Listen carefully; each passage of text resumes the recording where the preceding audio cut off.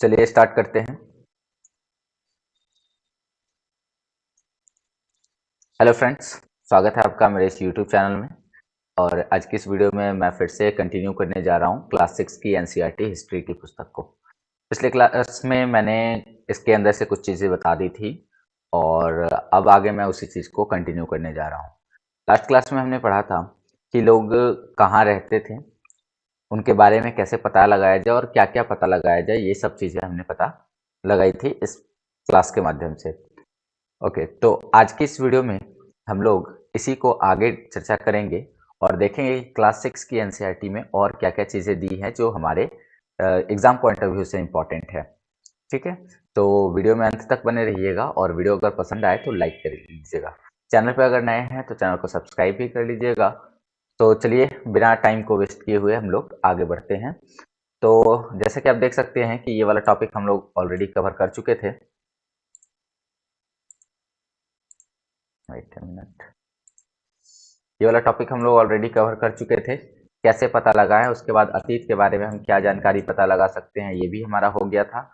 लोग कहाँ रहते हैं, इसमें हमने देखा था कि जो भीमबेटका है, नर्मदा नदी के आसपास का इलाका, वहाँ पर लाखों साल पहले लोग रहा करते थे, यानी वहाँ पे सबसे प्राचीनतम अ, आवास के साक्ष्य मिले हैं। ठीक है, उसके अलावा हमने देखा था कि मेहरगढ़ जो है, किरथर एवं सुलेमान पहाड़ियों के आसपास का क्षेत्र, वहां पर सबसे पहले लोगों ने गेहूं और जौ जैसी फसलों को उपजाना शुरू किया, साथ ही साथ जानवरों को पालतू बनाना भी शुरू किया। तो ये हो गया था। उसके अलावा हमने देखा कि विंध्य के उत्तर में जो जगह है कोल्डिहमा, उस कोल्डिहमा में सबसे पहले चावल के साक्ष्य मिले हैं, चावल की खेती के साक्ष्य मिले, और ऐसे ही कुछ साक्ष्य गारो पहाड़ी के क्षेत्र में असम वाले इलाके में भी मिले हैं, असम मेघालय वाले इलाके में भी मिले हैं।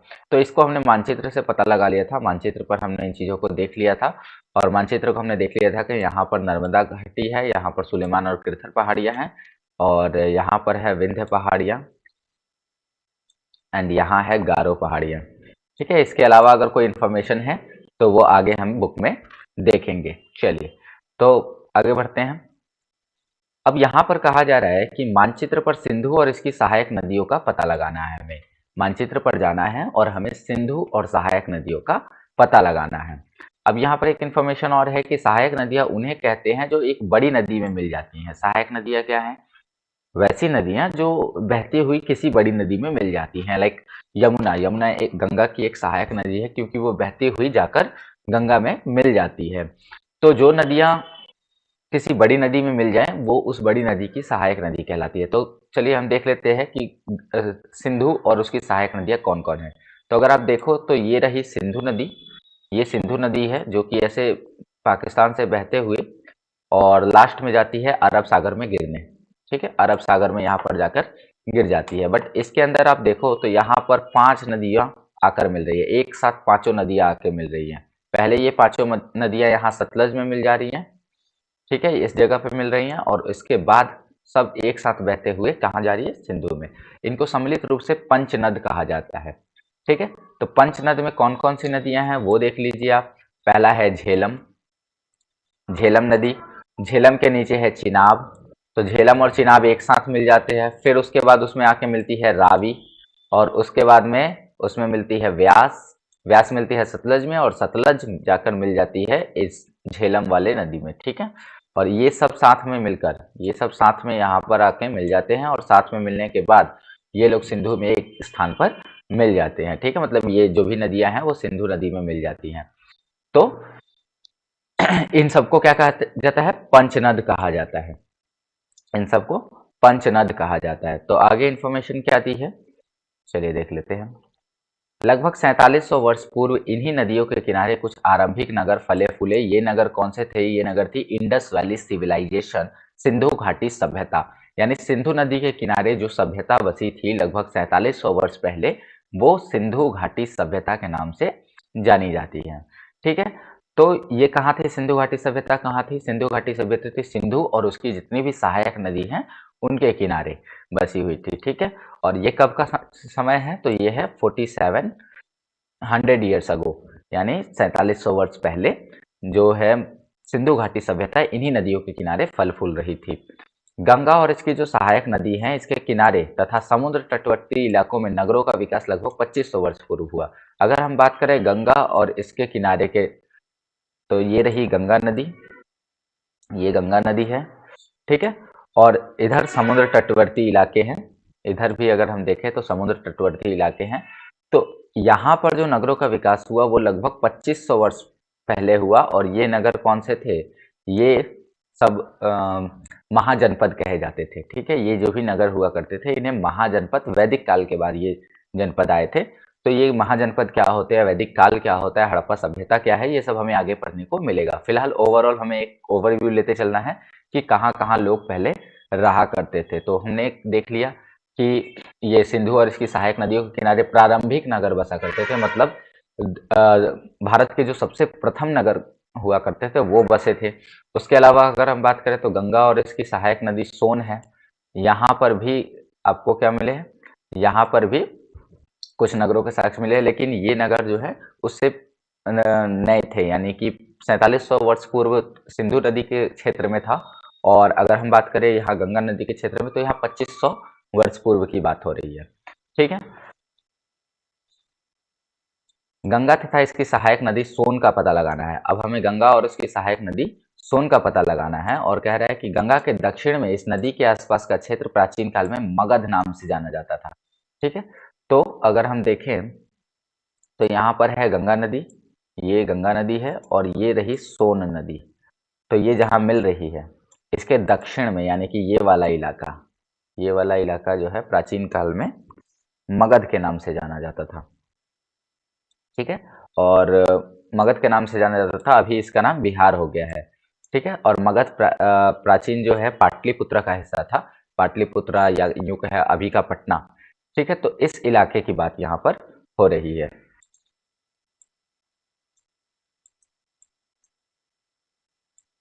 वेट अ मिनट, थोड़ा सा ओके नाउ, अब आगे हम बढ़ेंगे। इसके शासक बहुत शक्तिशाली थे और उन्हें एक विशाल राज्य स्थापित किया था। उन्होंने क्या किया था, एक बहुत ही विशाल राज्य का स्थापना किया था, बहुत ही विशाल राज्य की स्थापना की थी, ठीक है।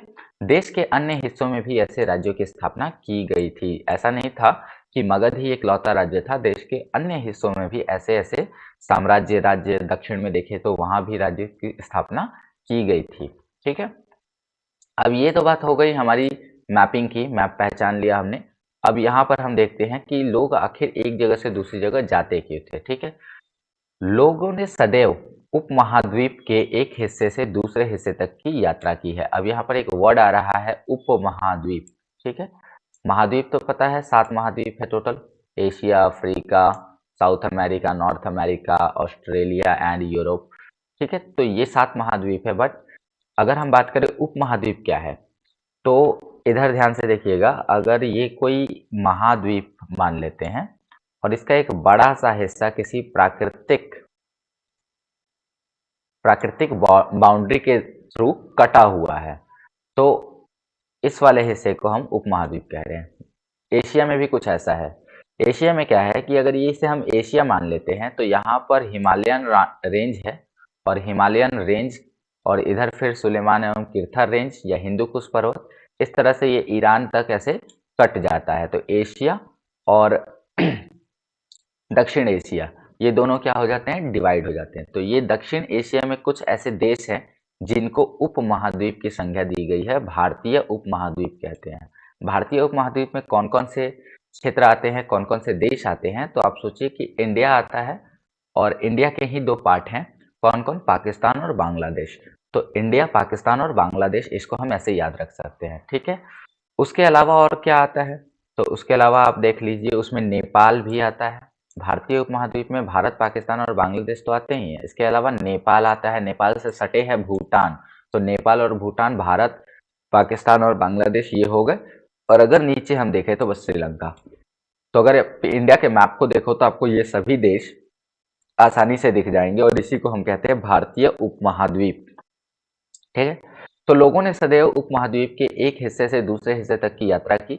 कभी कभी हिमालय जैसे ऊंचे पर्वत, ठीक है, हिमालय जैसे बड़े बड़े ऊंचे पर्वत, पहाड़ी, रेगिस्तान, नदी, और समुद्रों के कारण ये यात्रा जोखिम भरी रही। मतलब कि कभी-कभी ऐसा हुआ कि हिमालय को पार करना या रेगिस्तानों को पार करना, नदियों को पार करना काफ़ी जोखिम का काम था, लेकिन लोग फिर भी नहीं माने और उन्होंने यात्राएँ जारी रखी। असंभव नहीं थी, ठीक है? अतः कभी लोग काम की तलाश में तो कभी प्राकृतिक आपदाओं के कारण एक स्थान से दूसरे स्थान जाया करते थे। मतलब कि लोग जो है एक स्थान से दूसरे स्थान आखिर जाते क्यों थे? तो ये जाते थे आइदर काम की तलाश में या फिर प्राकृतिक आपदाओं के कारण। प्राकृतिक आपदा का मतलब हुआ कि हो सकता है किसी इलाके में बाढ़ आ गई हो और उससे बचने के लिए लोग क्या करते हैं, अपना स्थान परिवर्तन कर देते हैं, वहां से अपना जो डेरा है उसको हटा लेते हैं। तो इस तरह से लोग यात्राएं करते थे। तो दो अभी तक कारण हमने जाने यात्रा के। पहला कारण है कि लोग यात्रा करते क्यों थे, तो लोग यात्रा करते थे रोजगार के लिए, ठीक है। दूसरी प्राकृतिक आपदा के समय अगर हम एक और बात करें कि लोग यात्रा क्यों करते थे, तो शिकार के लिए भी लोग यात्राएं किया करते थे, ठीक है। उसके बाद कभी-कभी क्या होती थी, सेनाएँ दूसरे क्षेत्रों पर विजय हासिल करने के लिए भी जाती थी। मतलब अगर हम बात करें सेना की, तो सेना क्या करती थी कि दूसरे क्षेत्रों पर जीतने के लिए भी, दूसरे क्षेत्रों को जीतने के लिए भी एक जगह से दूसरी जगह वहाँ आक्रमण करने जाया करती थी। इसके अतिरिक्त व्यापारी कभी काफिले में तो कभी जहाजों में अपने साथ मूल्यवान वस्तुएं लेकर एक स्थान से दूसरे स्थान तक जाते रहते थे। अगर हम बात करें व्यापारियों की, तो व्यापारी क्या करते थे, काफिला बनाकर एक स्थान से दूसरे स्थान तक जाते थे अपने साथ मूल्यवान वस्तुएं लेकर। काफिला का मतलब होता है एक लोगों का ग्रुप बनाकर, ठीक है। मतलब जैसे 10-15 व्यापारी एक साथ मिले और उन्होंने अपने सामान को लिया और एक साथ जाते थे वो व्यापार करने। कारण ये था कि रास्ते में कोई लूटपाट ना हो जाए, तो इसके लिए वे लोग काफिला बनाकर भी जाते थे। जहाजों में भी अपने सामानों को लेकर जाते थे, ठीक है। धार्मिक गुरुओं की अगर बात करें कि धार्मिक गुरु क्यों शिक्षा करते थे, हमने देख लिया कि आम व्यक्ति क्यों करता था, या तो नौकरी की तलाश में या प्राकृतिक आपदा के लिए। व्यापारी क्यों कर रहे हैं यात्राएं, तो व्यापारी कर रहे हैं व्यापार करने के लिए। अगर बात करें सेना क्यों कर रही है यात्राएं, तो सेना कर रही है दूसरे क्षेत्रों को विजिट करने के लिए। अगर धार्मिक गुरु की बात करें कि धार्मिक गुरु एक स्थान से दूसरे स्थान तक क्यों जाते थे, तो वो जाते थे लोगों को शिक्षा देने के लिए, ठीक है। एक गांव से दूसरे गांव तक जाते थे। कुछ लोग नए और खोजों रोचक स्थानों को खोजने की चाह में उत्सुकवश भी यात्रा करते थे। मतलब कुछ लोग ऐसे भी थे जिनको एक्सप्लोर करना अच्छा लगता था, नई-नई जगहों को खोजना अच्छा लगता था, ठीक है। जस्ट लाइक ब्लॉगिंग, आजकल जो ब्लॉगिंग लोग करते हैं, एक जगह पर जाते हैं, वहाँ पे शूटिंग करते हैं और फिर उसकी वीडियो डालते हैं, तो कुछ इसी प्रकार की चीज़ें उस समय भी थी। लोग एक जगह से दूसरी जगह तक जाते थे, वहाँ क्या चल रहा है, क्या-क्या वहाँ पर चीज़ें हैं, उन चीज़ों को अपनी पुस्तकों में लिखते थे और वो पुस्तकें लोग जब पढ़ते थे तो उन्हें भी इस चीज़ की जानकारी मिलती थी। तो ब्लॉगिंग उस समय भी हो रही थी, आज भी हो रही है, ठीक है? तो इन बातों का ध्यान रखिए कि लोग यात्राएँ क्यों करते थे, तो आइदर लोग यात्रा क्यों करते थे, या तो व्यापार के लिए करेंगे, या तो काम खोजने के लिए करेंगे, या शिकार के लिए करेंगे, या फिर जो है नए जगह, नए ठिकानों की खोज में करेंगे, तो अन्य कारण हैं। इन सभी यात्राओं से लोग को एक दूसरे के विचार को जानने का अवसर मिला। ये सभी यात्राएं जो हुई, इस यात्राओं का परिणाम क्या हुआ, फायदा क्या हुआ, तो लोगों ने एक दूसरे को समझा। और जब लोग एक दूसरे को समझेंगे, कम्युनिकेट करेंगे, तो उससे जो है अ, और ज़्यादा डेवलपमेंट होगा। सपोज करिए कि मैं अगर कहीं पे जाता हूँ, ऐसी जगह पे जहाँ पहले कोई नहीं गया है, और वहाँ से कोई नई चीज़ सीख कर आता हूँ और अपनी कोई चीज़ उन्हें सिखा कर आता हूँ, तो हमारे दोनों के पास क्या हुआ कि ये चीज़ें विकसित होने लगी। सेम ऐसा ही हुआ कि प्राचीन काल में जो लोग थे, वो एक जगह से दूसरी जगह जाते थे, अपने यहाँ का ज्ञान वहाँ देते थे, वहाँ का ज्ञान खुद लेकर अपने यहाँ आते थे। तो इस प्रकार से आज दुनिया इतनी ज़्यादा डेवलप हो चुकी है, ठीक है? अब बात करें अगर कि ठीक है, प्राचीन समय में तो हमने देख लिया कि लोग यात्राएँ क्यों करते थे। आज लोग यात्राएँ क्यों करते हैं? तो कह रहा है कि फिर एक बार मानचित्र को देखिए, पहाड़ी, पर्वत और समुद्र इस उपमहाद्वीप की प्राकृतिक सीमा का निर्माण करते हैं, ठीक है? अच्छा, ये क्वेश्चन है आपसे कि आज लोग यात्राएँ क्यों करते हैं, ये आपको बताना है, ठीक है? तो आप बता सकते हैं आराम से, इसमें से कुछ तो कारण होंगे होंगे ही, जैसे अपने सगे-संबंधियों से मिलने के लिए, अपने किसी अ, फ़ेवरेट स्थान पे घूमने के लिए, ये सब आप बता सकते हैं, ठीक है? अब कह रहा है कि फिर से आपको एक बार मानचित्र को देखना है, आपको देखना है कि पहाड़ है, पर्वत है, समुद्र है, इस उपमहाद्वीप की प्राकृतिक सीमा का निर्माण करते हैं। हालांकि लोगों के लिए इन सीमाओं को पार करना आसान नहीं था। जिन्होंने ऐसा चाहा वे ऐसा कर सके। वे पर्वतों की ऊंचाई को छू सके तथा गहरे समुद्रों को पार कर सके। ठीक है, उपमहाद्वीप के बाहर से भी कुछ लोग यहाँ आए और यहीं बस गए। लोगों के इस आवागमन ने हमारी सांस्कृतिक परंपराओं को समृद्ध किया। कई सौ वर्षों से लोग पत्थर को तराशने, संगीत रचने और यहाँ तक कि भोजन बनाने के नए नए तरीके के बारे में एक दूसरे के विचारों को अपनाते रहे हैं। तो चलिए अब हम यहाँ पर समझ लेते हैं। यहाँ पर कहा जा रहा था कि मैप के ऊपर अगर आप देखें, 1 मिनट का समय दीजिए, मैं इसे थोड़ा सा क्लियर कर दूं।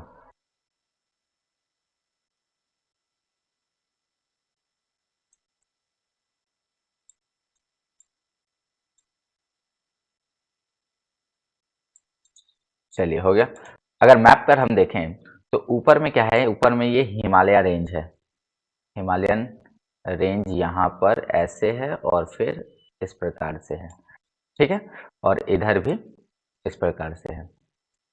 तो अगर हम देखें तो ऊपर क्या है, हिमालय है, और इसके बाद अगर इधर देखा जाए, सॉरी, इधर देखा जाए तो ये क्या है, ये समुद्र से घिरा है भारत। पूरा पूरा भारत जो है किससे घिरा है, समुद्र से। तो अगर हम देखें तो भारतीय उपमहाद्वीप जो है एक प्राकृतिक सीमा से घिरा हुआ है। ऊपर हिमालयन रेंज है, ऊपर यहाँ पर उत्तर में हिमालय है जिसने उत्तर साइड से भारतीय उपमहाद्वीप को डिवाइड कर रखा है। इधर हिंदू कुश पर्वत है, ठीक है, और इधर भी हिमालय का ही पूर्वांचल की पहाड़ियां इधर पड़ती हैं। ठीक है, ये है। और अगर हम बात करें दक्षिण से और पश्चिम पूरब से तो इधर से समुद्र से ये घिरा हुआ है। ये समुद्र का इलाका है, ये समुद्र से यहाँ पे घिरा हुआ है।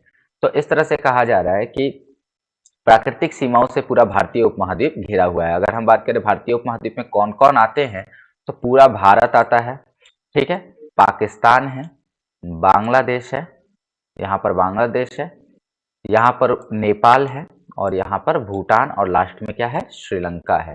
तो लास्ट में यहाँ पर श्रीलंका है। तो इस चीज को हमने देख लिया। चलिए अब आगे बढ़ते हैं। देश का नाम, देश का नामकरण कैसे हुआ, यानी जैसे अगर हम बात करें तो हमारे देश में 4 अलग अलग नामों से पुकारा जाता है। हमारे देश को 4 अलग अलग नामों से पुकारा जाता है। ये नाम है हिंदुस्तान, भारत, आर्यावर्त और इंडिया। तो ये 4 अलग अलग नाम एक ही देश के कैसे पड़ गए, तो इस बात पे हम लोग चर्चा करेंगे। ठीक है, अपने देश के लिए हम प्रायः इंडिया शब्द या भारत जैसे नामों का प्रयोग करते हैं, ऑफकोर्स करते हैं। ठीक है, इंडिया शब्द इंडस से निकला है। इंडिया शब्द जो निकला है वो किससे निकला है, इंडस। इसे संस्कृत में सिंधु कहा जाता है। इंडस को अगर हम संस्कृत रूपांतरण करें तो इसका अर्थ होता है सिंधु। तो इंडस से क्या बना है, सिंधु। हम लोग कहते हैं ना इंडस वैली सिविलाइजेशन। ठीक है, सिंधु घाटी सभ्यता को इंग्लिश में क्या कहा जाता है, इंडस वैली सिविलाइजेशन। तो बात वही है कि सिंधु को अंग्रेजी में इंडस कहा जाता है। ठीक है, तो सिंपल सी बात होगी कि जो सिंधु नदी है उसके आसपास का क्षेत्र क्या कहलाएगा, इंडस का क्षेत्र कहलाएगा। ठीक है, और इसी शब्द से उत्पत्ति हुई है इंडिया की। ठीक है, अपने एटलस में ईरान और यूनान का पता लगाइए। मतलब आप अगर एटलस आपके पास है तो आप देखिए ईरान और यूनान, ये 2 ऐसे देश हैं। लगभग 2500 वर्ष पूर्व उत्तर पश्चिम की ओर से आने वाले ईरानियों और यूनानियों ने सिंधु को हिंदोज कहा। ठीक है, जो ईरानी थे, जो यूनान के लोग थे, वो लोग भारत के साथ व्यापार करने आते थे, और व्यापार करने आते थे तो उन्होंने सिंधु नदी के किनारे व्यापार अपना किया, और सिंधु नदी या उसको पार करके अपना व्यापार करते थे। बीच में सिंधु नदी पड़ती थी। तो जब वो आते थे तो सिंधु को वो लोग हिंदोज कहते थे। ठीक है, सिंधोज को हिंदोज, मतलब सिंधु कहना था बट वो लोग स को ह बोलते थे तो हिंदोज हो जाता था, या फिर इंदोज कहते थे, हिंदोज या इंदोज कहते थे। और इसी नदी के पूरब में स्थित भूमि को इंडिया कहा जाता था। अब चलिए इसको मैप के माध्यम से मैं समझाता हूं आपको। इधर से जब ईरानी और यूनानी लोग आते थे व्यापार करने तो बीच में ये नदी पड़ती थी। बीच में यहाँ पर एक नदी पड़ती थी जिस नदी का नाम था सिंधु। ठीक है, बट ये लोग इसे सिंधुज नहीं कह के इंडोज कहते थे, या हिंदोज कहते थे। और इसके पूर्व में यानी इस नदी के पूरब दिशा में ये वाला क्षेत्र, ये वाला पूरा क्षेत्र क्या कहलाता था? ये वाला पूरा क्षेत्र कहलाता था इंडिया। ठीक है, इंडोस के पूर्व में जो क्षेत्र है उसको कहा जाता था इंडिया। ये किसके द्वारा कहा गया? ये यूनानियों के द्वारा कहा गया था। ठीक है, नदी के पूर्व में स्थित भूमि को इंडिया कहा गया। फिर अगर बात करें भारत नाम का प्रयोग क्यों करते हैं हम, भारत नाम का प्रयोग क्यों करते हैं, तो उत्तर पश्चिम में एक कबीलाई समूह रहता था। एक कबीलाई समूह का मतलब हुआ एक ये रहते थे, लोग रहते थे, आदिवासियों का एक समूह रहता था। जैसे उनको हम मान लीजिए ऐसे कि जंगलों में एक कबीला बनाकर रहते थे, उन लोगों को हम कहते हैं कबीलाई समूह। ठीक है, एक छोटा सा गांव बनाकर 10-15 लोगों के एक गांव है, वहां लोग रहा करते थे, उनकी अपनी कुछ मान्यताएं थी।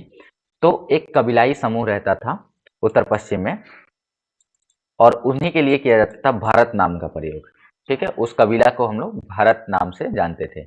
इस समूह का उल्लेख संस्कृत की आरंभिक कृति, मतलब संस्कृत की सबसे पहली कृति कौन सी है, सब संस्कृत में लिखी हुई वेद कौन सी है सबसे प्राचीन, वो है ऋग्वेद। इसमें भी मिलता है, यानी भारत वंश का जो, ये भारत नाम से है तो भारत वंश कहते थे हम इसे। भारत वंश का जो उल्लेख है ऋग्वेद में भी प्राप्त होता था। इसका प्रयोग देश के लिए होने लगा। बाद में क्या किया गया, भारत से बन गया भारत। ठीक है, भारत की संतान। क्लियर? चलिए, तो अब हम बढ़ते हैं अतीत के बारे में कैसे जान, अतीत के बारे में आखिर अगर हमें जानना होगा तो हम कैसे जाने। हमने अभी तक जाना कि हम अतीत के बारे में क्या जान सकते हैं। ठीक है, क्या क्या चीजें लोग करते थे वो जान सकते हैं, यात्राएं क्यों करते थे ये जान सकते हैं, कहाँ कहाँ पर लोगों की बसावट मिली है वो हमने जान लिया। और अब हम जानते हैं कि अतीत के बारे में आखिर ये सारी जानकारी हमें मिल कैसे रही है।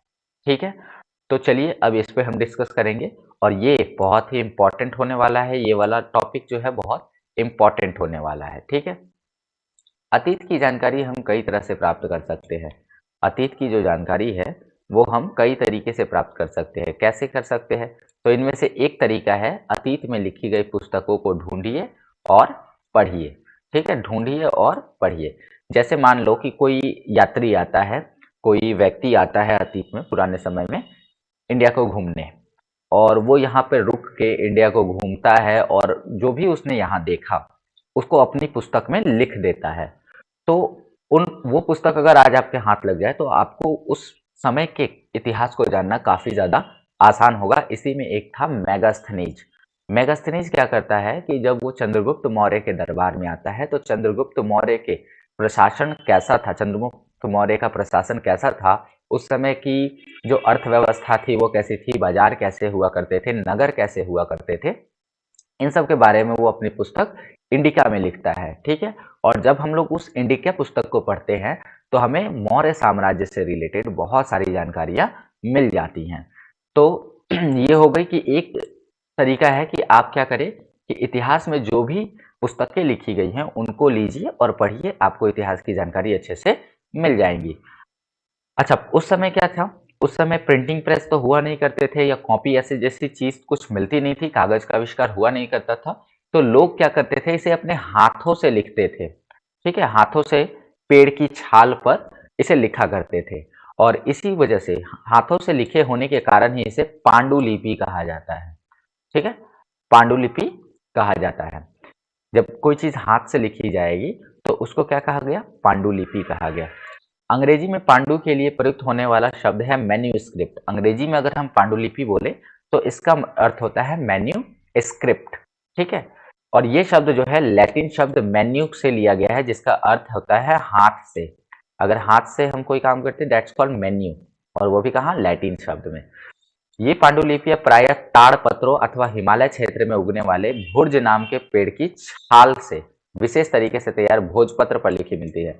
अब इस बात को ध्यान दीजिएगा कि ये कहाँ लिखी जाती है, क्योंकि कागज का आविष्कार अभी हुआ नहीं है, तो ताड़ पत्रों पे लिखी जाती है। तांबे की एक पतली सी परत लीजिए और उसके ऊपर लिख दी जाती थी। ठीक है, लेकिन ये महंगा होता था और इसको बनाने में काफी ज्यादा समय व्यतीत होता था। तो यहाँ पर एक और उपाय था, हिमालय क्षेत्र में एक भुर्ज नाम का पेड़ उगता था। ठीक है, उस पेड़ की छाल को विशेष तरीके से तैयार करके उसकी एक कॉपी बनाई जाती थी और उसके ऊपर चीजों को लिखा जाता था। ठीक है, तो इसी चीज को कहते हैं पांडुलिपि। आप इसको यहाँ पर चेक कर सकते हैं कि पांडुलिपि कुछ देखने में ऐसी हुआ करती थी। ठीक है, ये पेड़ की छाल हुआ करती थी और देखने में कुछ ऐसी हुआ करती थी। ओके, ताड़पत्रों से बनी पांडुलिपि का एक पृष्ठ यहाँ पर देख लीजिए, ये ताड़पत्र से बनी है। ठीक है, चलिए आगे बढ़ते हैं हम। आगे है कि इतने वर्षों में इनमें से कई पांडुलिपियों को कीड़ों ने खा लिया है। मतलब इतने साल हो गए और लकड़ी की भी अपनी एक एज होती है, तो इनमें से कई पांडुलिपि जो है वो खराब हो गए हैं, उसमें दीमक लग चुका है। कुछ नष्ट कर दी गई, कुछ आक्रमणकारियों ने यहाँ पर आकर उनको जला दिया है। ठीक है, जैसे अगर हम बात करें नालंदा विश्वविद्यालय की, तो वहां पर जितनी पांडुलिपियां रखी गई थी, जितनी पुस्तकें रखी गई थी, उसको बख्तियार खिलजी ने जला दिया था। ठीक है, बख्तियार खिलजी ने उन्हें जला दिया था। तो कुछ नष्ट कर दी गई, फिर भी ऐसी कई पांडुलिपियां आज भी उपलब्ध है।